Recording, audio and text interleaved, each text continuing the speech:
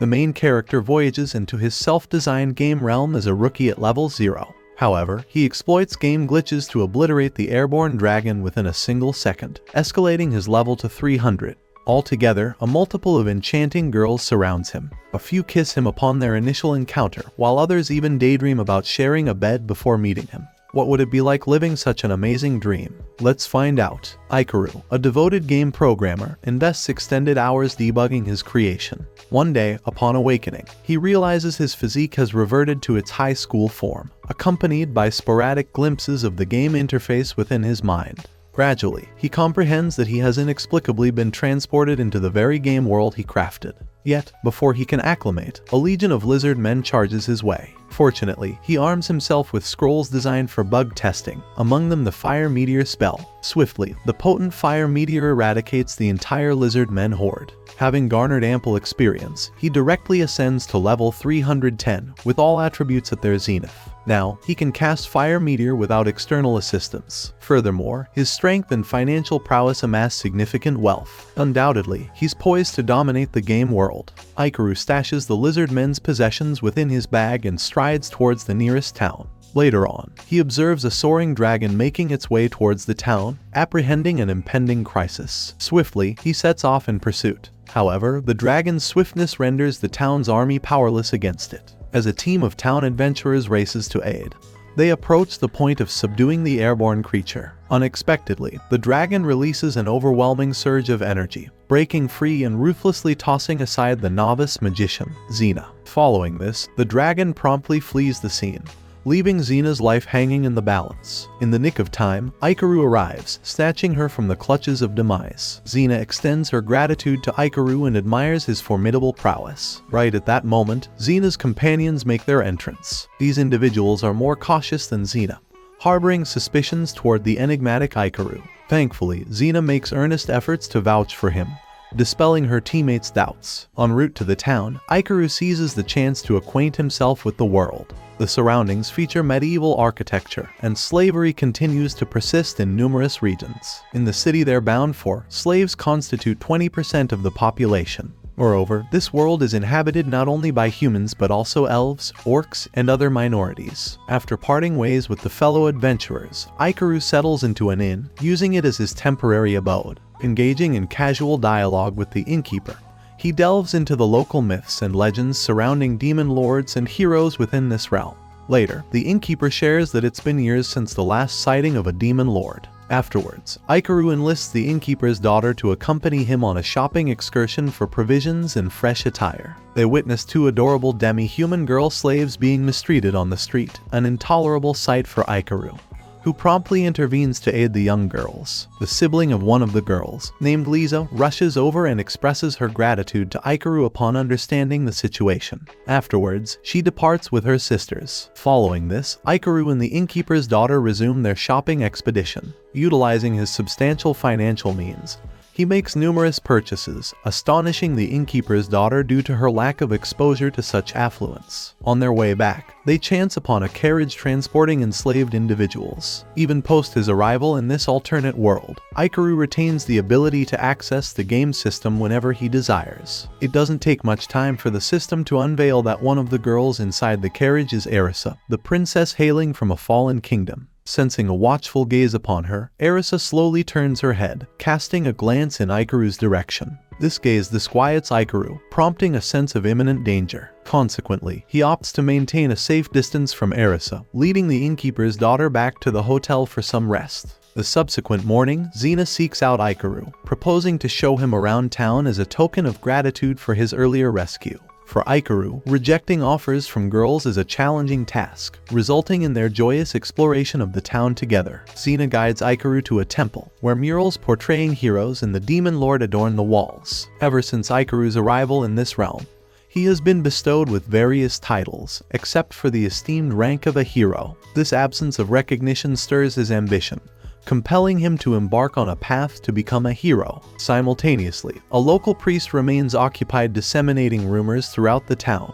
He asserts that the appearance of the fire meteor signifies the impending resurgence of the demon lord. According to his proclamations, the sole method of resistance involves acquiring his sacred stones and shattering them upon the Demon Lord's minions to shatter the curse. The individuals he references as servants are the demi-humans previously rescued by Ikaru, their salvation having been accompanied by a resounding clamor. Ikaru is captivated by this situation.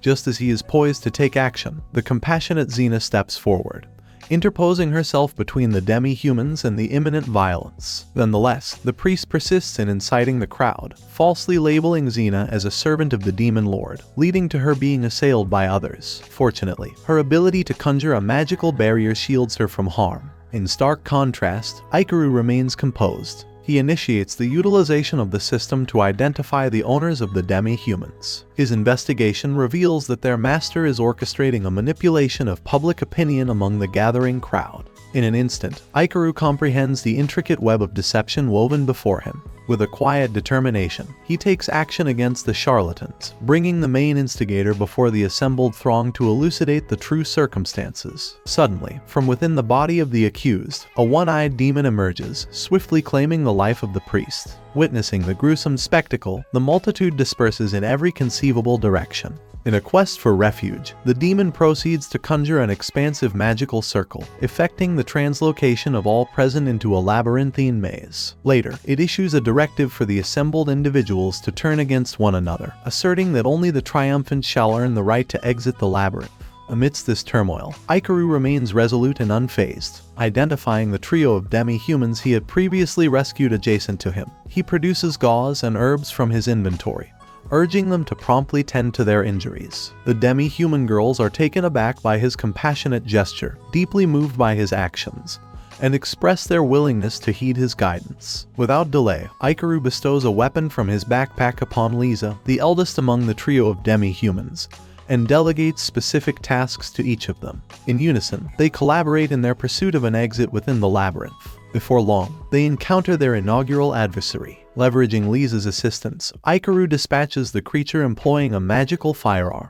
Demonstrating resourcefulness, he ingeniously forges a spear from the remnants of their fallen foe, furnishing Lisa with a potent new armament. Throughout their journey, he boldly eradicates a myriad of monsters, adroitly crafting weaponry from their remains to outfit his team.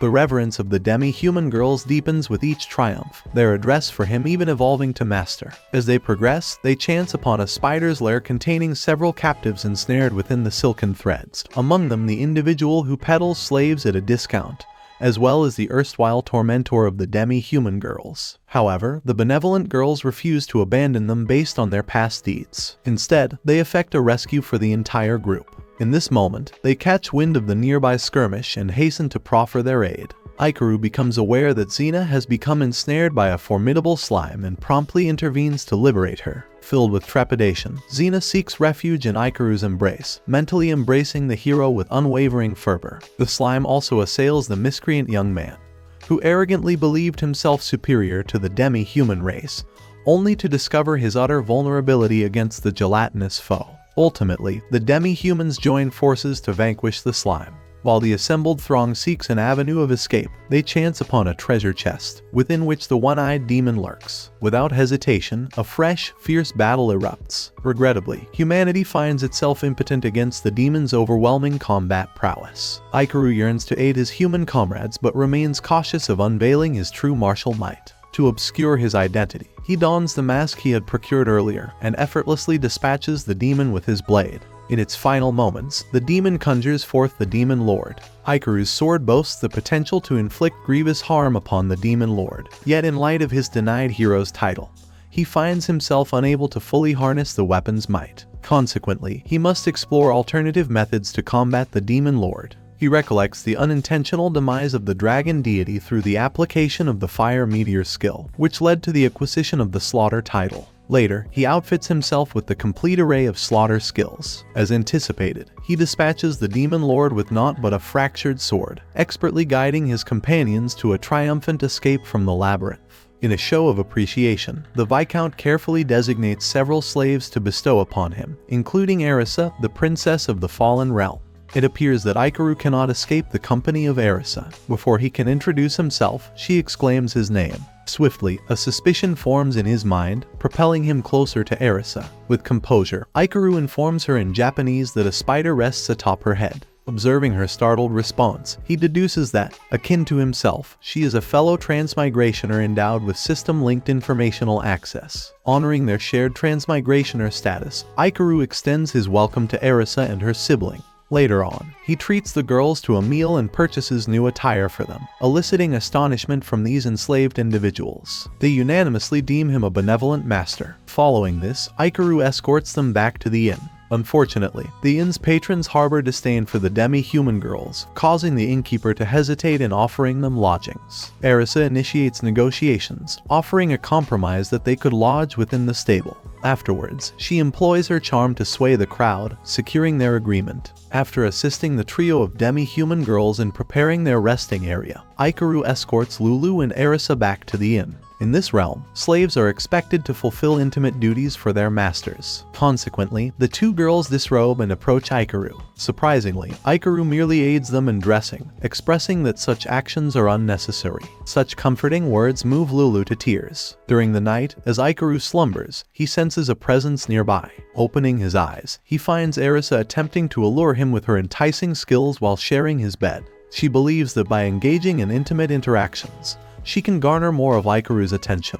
Nonetheless, Ikaru wields impressive self-restraint, causing her endeavors to prove ineffective. In due course, Ikaru employs a master-servant pact to compel Arisa to relinquish her skill, strictly barring her from employing such abilities on him henceforth. Following Arisa's restoration to composure, Ikaru inquires about her origins. Arisa, too, is a fellow transmigrationer who retains memories from her prior existence. Much like Ikaru, she ascends to the role of a princess within this realm. She aspires to alter her kingdom's destiny using insights from her previous life. However, her endeavors were thwarted by a concealed force, culminating in her kingdom's ruin. After, she becomes enslaved. Upon recounting her tale, they drift into a profound slumber. With the aim of securing a conventional abode for the demi-human girls, Ikaru enlists Xena's assistance in locating a rental property. In addition, he purchases a pair of earrings for Xena within the town, conveying his gratitude. During this period, Xena encounters her fellow adventurers returning to the city, beset by injuries, and promptly rushes to mend their wounds. In an earlier encounter, they found themselves in a confrontation with colossal ants. During this moment, the demi-human girls draw near, bearing a sizable airborne giant ant.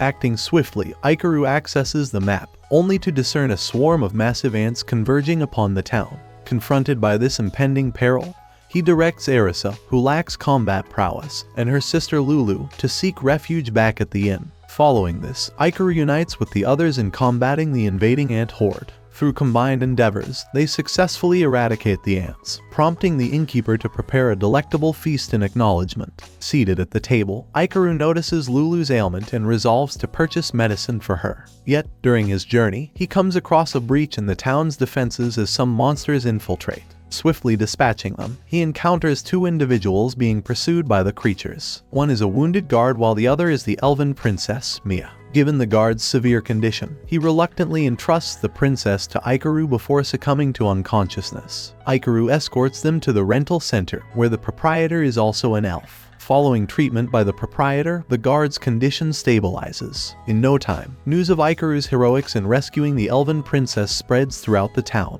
Upon learning of this, the demi-human girls express their eagerness to meet the princess, leading Ikaru to arrange a visit. These girls of comparable ages swiftly strike up a friendship.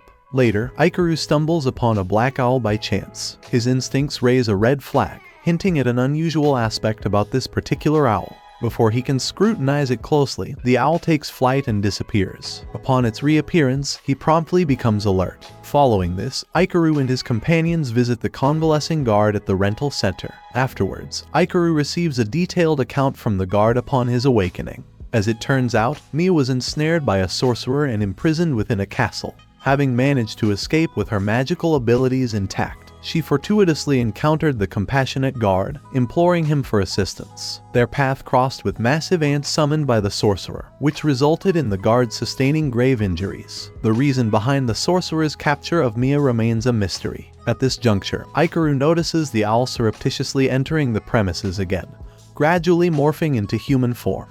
Indeed, this owl stands as the sorcerer who ensnared Mia. Via the system, Ikaru uncovers the sorcerer's identity as Zen. His determination to seize Mia undeterred, Zen engages in a fierce confrontation with Ikaru, who, despite his level 310 prowess, finds himself outmatched by the adept sorcerer. Ikaru's hands are tied as he witnesses Mia being spirited away. With taunting words, Zen provokes Ikaru, challenging him to confront death by venturing to the castle. Following the map's guidance, Ikaru soon locates Zen's castle, enveloped by trees and comprising a staggering 200 floors. Each floor houses formidable monsters, their levels ascending as one climbs higher. Only upon reaching the summit can they confront Zen. Upon realizing this, Ikaru initiates a strategy. He swiftly dispatches the monsters in his path, arriving before the guardian of the 10th floor, a wood elf intent on swift elimination. Yet, the elf shuns conflict, opting to exchange a kiss instead. Draining a significant portion of his magical power, she unlocks a concealed chamber, satisfied with her actions. Within this chamber, Ikaru discovers a note outlining the castle's purpose: to train the elves. However, due to the few elves successfully navigating the levels, resulting in casualties, the castle was sealed off by the elves. Emerging from the concealed room, Ikaru is guided to the 100th floor by the wood elf. In that location, he crosses paths with 3 exquisite maidens who share an identical visage, each crafted by the forest elves as artificial beings. Ikaru grapples with an inner struggle, unable to inflict harm upon these alluring maidens. He opts instead to render them unconscious before his departure. After, he continues his relentless battle against monsters, ultimately reaching Zen's presence. Zen asserts that solely those bearing the title of hero possess the capability to vanquish him, summoning 7 artificial maidens to combat Ikaru. To his astonishment, Ikaru secures the coveted title of hero with ease after triumphing over the artificial maidens. It comes to light that Zen had been aware of Ikaru's hero potential all along, orchestrating these trials to usher him into heroism. Years prior, a nobleman had become infatuated with Zen's wife, subjecting her to humiliation and annihilating her entire kin. Upon his resurrection, Zen underwent a transformation into an undead entity, consumed by a fervent desire for retribution against the nobleman. Nonetheless, tormented by the unceasing agony of immortality, Zen longs for a hero who can deliver him from his ceaseless torment. After gaining insight into Zen's tragic narrative, Ikaru brings an end to Zen's woeful existence using his blade. As Zen dissipates, the castle initiates its collapse, with an artificial human remaining within its confines. Ikaru implores Mia to depart alongside the other artificial humans, utilizing the castle's teleportation circle. Simultaneously, he confronts the situation alone, ultimately succeeding in rescuing the stranded artificial human and reuniting with the group. The artificial humans erect commemorative markers for the departed pair, Zen and his spouse, pledging to remain in this place. One among them expresses a desire to accompany Ikaru, and he dubs her number 7. Later, Ikaru plans to escort the elven princess Mia back to her homeland in the elven forest. Embarking on their journey, Ikaru and his companions travel by carriage. Throughout their sojourn, Ikaru's captivating companions are unwavering in their devotion, a sight that stirs envy. During a pause in their travels, Erisa stumbles upon a temple evoking memories of their former life in Japan. Furthermore, they come to the realization that transmigrationers have been present in this world for an extended period. Afterwards, they resume their journey and come across a scene where an officer is mistreating civilians. Upon noticing Ikaru's presence, the officer promptly departs, likely due to having witnessed Ikaru's strength previously. Witnessing the plight of the oppressed civilians, Ikaru swiftly provides them with the healing potion, causing a slight discontentment in Erisa. After all, the curative potion holds immense value within this realm. To placate Erisa, Ikaru showcases his own capabilities. As it turns out, he possesses the skill to craft potions himself, despite their perceived preciousness among others. These potions are not scarce in his possession. During a moment of respite, Ikaru dedicates time to re-examine the potion. Although the concoction is straightforward to produce, its shelf life remains disappointingly short. For prolonged preservation, the employment of a magic bottle becomes imperative. Hence, Ikaru makes the decision to acquire one in the nearby village. However, from the innkeeper, he learns that all the magic bottles in the village have already been purchased by another individual. In light of this, the innkeeper proposes that Ikaru waits for the supplier's arrival, and then procures the bottles directly. With patience, Ikaru bides his time for the supplier's appearance, inadvertently finding himself within a forest. In the depths of the forest, he comes across a hidden witch who swiftly initiates a magical attack against him. Nevertheless, Ikaru's proficiency and skills far surpasses that of the witch, resulting in her swift defeat. In the aftermath, the witch's master arrives on the scene. Ikaru anticipates another confrontation, but to his surprise, the elderly woman directly yields to his authority. It turns out that Mia's guards have bestowed upon Ikaru a small bell, emblematic of the elven envoy. Given that the elderly woman is a subordinate of the elven clan, she treats Ikaru with deference. In a subsequent conversation with the elderly woman, Ikaru gathers that she must annually provide a tribute of 300 bottles of potions to the Lord as a safeguard against forest incursions. Ikaru sympathizes with her predicament, yet he finds himself incapable of offering substantial aid. Upon concluding the dialogue with the elderly woman, Ikaru meets with the appointed magic bottle supplier. Coincidentally, he overhears two cloaked figures scheming to seize control of a forest. At this juncture, Ikaru remains unaware that the forest under discussion is the same one the elderly woman inhabits. While the witch is en route to deliver the 300 potions to the Lord, she unexpectedly crosses paths with a group of bandits. Interestingly, rather than pilfering from her, they intentionally shatter the potions one by one.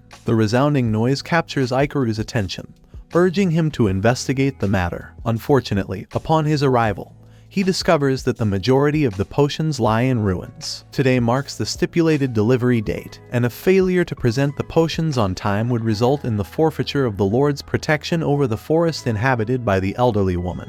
Ikaru escorts the witch to the designated potion receiving authorities to provide an explanation, only to find that these individuals are the same two who covertly devised the malevolent scheme. He conjectures that the potion destruction is linked to them and recognizes the futility of reasoning with them. Consequently, he must devise a means to acquire 300 potions promptly. Fortunately, Ikaru had already placed an order with the supplier. With the supplier's assistance, they initiate the production of magic bottles. At this juncture, the officials discover their endeavor and forcibly dismantle the kiln that is producing the magic bottles under the pretext that private magic bottle production is against the law. To their surprise, Ikaru had long anticipated this action and concealed the completed magic bottles within his backpack. Before dusk, they effectively deliver the potions to the Lord. Upon being informed of the transpired events, the Lord elects to subject the two officials to a trial. However, just as their execution is imminent, Ikaru steps in, rendering them unconscious to spare them from the severe fate of death. He articulates his wish to shield the young girls from witnessing such a horrifying spectacle.